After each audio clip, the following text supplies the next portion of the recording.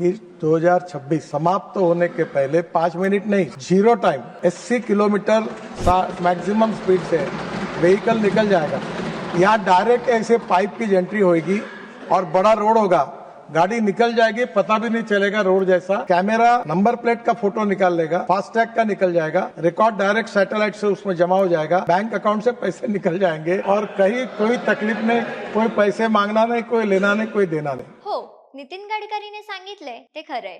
आता फास्टॅग प्रणालीमध्ये बदल होणार असून थेट बँक खात्यातून टोलचे पैसे वजा होतील। काय आहे हे नवीन बदल सांगते।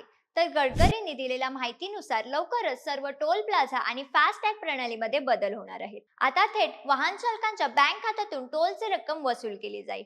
यासाठी पायलट प्रोजेक्ट सुरू असल्याचे गडकरी यांनी सांगितले। ते पुढे असेही म्हणाले की राष्ट्रीय महामार्गावरील टोल प्लाझा हटवण्यासाठी सरकार वेगाने काम करत असून आधुनिक तंत्रज्ञानाचा वापर करून हे नवीन बदल सरकार करणार आहे।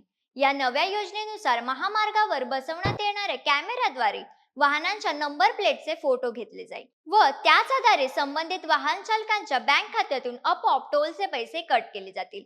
यामुळे टोल प्लाझावरील गर्दी, वेळेची बचत आणि वाहतूक कोंडी टाळता येणार आहे।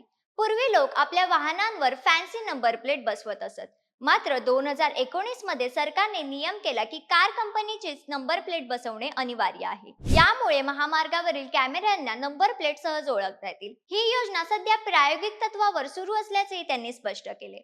मात्र टोल न भरणाऱ्या वाहनधारकांवर दंड किंवा शिक्षेची ठोस तरतूद नसल्याने या योजनेत मोठी अडचण येणार आहे। यासाठी लवकरच आवश्यक कायदेशीर तरतूद करण्यात येऊ शकते, यासाठीही प्रयत्न सरकार करत आहे। या योजनेमुळे टोल वसुली पारदर्शक व भ्रष्टाचार मुक्त होईल असा विश्वासही त्यांनी व्यक्त केला आहे।